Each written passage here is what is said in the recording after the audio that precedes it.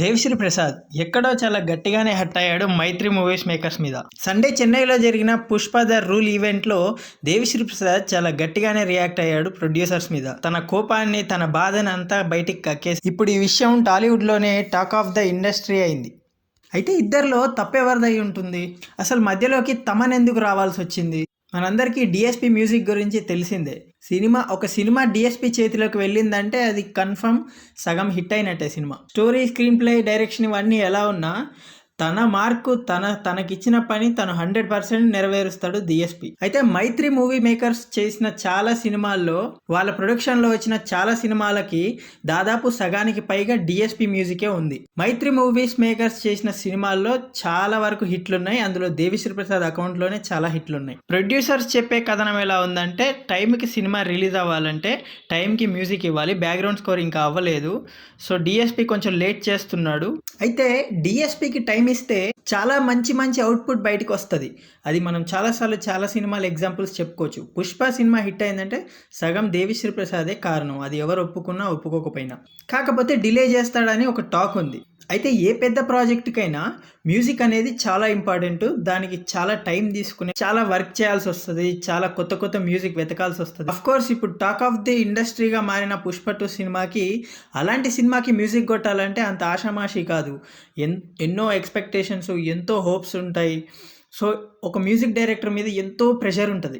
అయితే డిఎస్పిని పక్కకి జరిపి మధ్యలో కొంత భాగం కోసం తమన్ని తీసుకురావడానికి గల కారణాలు, ముఖ్య కారణం ఏంటనేది ఇప్పటికీ అర్థం కావట్లేదు ఎవరికి. అది సినిమా రిలీజ్ టైం దగ్గర పడడం కావచ్చు, లేకపోతే డిఎస్పి కొట్టిన మ్యూజిక్, బ్యాక్గ్రౌండ్ స్కోర్ ఏదో ప్రొడ్యూసర్లకి నచ్చకపోవచ్చు.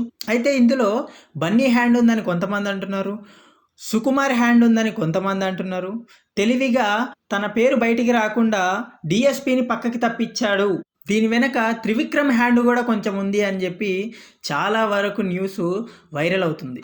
అయితే డిఎస్పి గతంలో కూడా లెజెండ్ సక్సెస్ మీట్లో కూడా ఇలాంటి మాటలు మాట్లాడాడు. అయితే ఇలా డిఎస్పిని మార్చిన జాబితాలో త్రివిక్రమ్తో పాటు శ్రీను వైట్ల కూడా ఉన్నాడు. అయితే సుకుమార్ విషయానికి వస్తే, డిఎస్పి సుకుమార్ చాలా మంచి ఫ్రెండ్స్.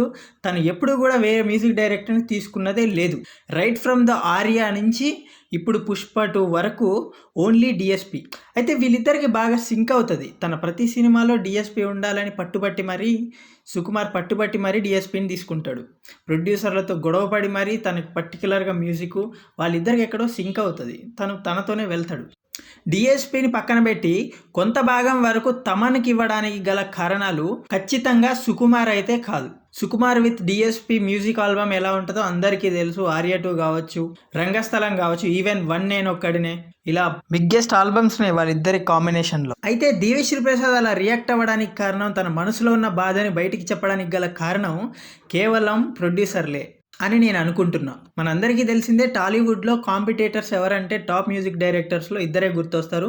ఒకరు తమను, రెండోది డిఎస్పి. సో ప్రాజెక్ట్ అంతా ఒకళ్ళు చేసేసి చివర్లో కొంత భాగం కోసం వేరే వాళ్ళని తీసుకుంటే అఫ్కోర్స్ అది ఐడెంటిటీ లాస్. ఏ మ్యూజిక్ డైరెక్టర్ కావచ్చు, ఏ టెక్నీషియన్ కావచ్చు దాన్ని ఒప్పుకోలేడు, జీర్ణించుకోలేడు. క్రెడిట్ అంతా వాళ్ళకి వెళ్ళిపోతుందేమో అనే భయం ఉంటుంది, ఇన్సెక్యూరిటీ ఉంటుంది. మనం కానీ ఈవెంట్లో దేవిశ్రీ ప్రసాద్ మాట్లాడిన తర్వాత డైరెక్టర్ నెల్సన్ మాట్లాడుతుంటే దేవిశ్రీ ప్రసాద్ పక్కన నించొని ఉన్నాడు. అప్పుడు దేవిశ్రీని కానీ గమనిస్తే పాపం తన కళ్ళల్లో కన్నీళ్లు కనిపిస్తాయి, మనకు ఏదో తెలియని బాధ కనిపిస్తూ ఉంటుంది. సో ఇది పుష్ప 2 సినిమా చాలా పెద్ద సినిమా, చాలా బడ్జెట్ సినిమా.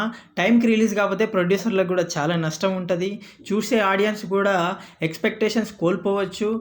అవన్నీ ప్రొడ్యూసర్ల మీద కూడా ప్రెషర్ ఉంటుంది, అదంతా అర్థం చేసుకోవచ్చు. బట్ ఒక మ్యూజిక్ డైరెక్టర్ దగ్గర షూటింగ్ డిలే అయినాక తనకి రష్ వస్తేనే తను ఏదైనా మ్యూజిక్ కొట్టగలడు, బ్యాక్గ్రౌండ్ స్కోర్ ఇవ్వగలడు, ఏదైనా చేయగలడు. కోర్స్ ఇందులో సుకుమార్ మిస్టేక్ కూడా కొంచెం ఉంది. తను షూటింగ్ త్వరగా చేయకపోవడం, తను శిల్పాన్ని చెక్కినట్టు సినిమాని చెక్కడం కూడా ఒక కారణం కావచ్చు. ఓవరాల్గా సుకుమార్ ఏం చేసినా కూడా అది సినిమా బాగుండాలనే చేస్తాడు. మనకు పొజిషన్ వచ్చాక ఈగో అనేది ఒకటి ఉంటుంది, ప్రైడ్ అనేది ఒకటి ఉంటుంది. అది ప్రొడ్యూసర్ల తరపున కావచ్చు, ఇటు డిఎస్పి కావచ్చు, అటు డైరెక్టర్ కావచ్చు, ఎవరైనా కావచ్చు.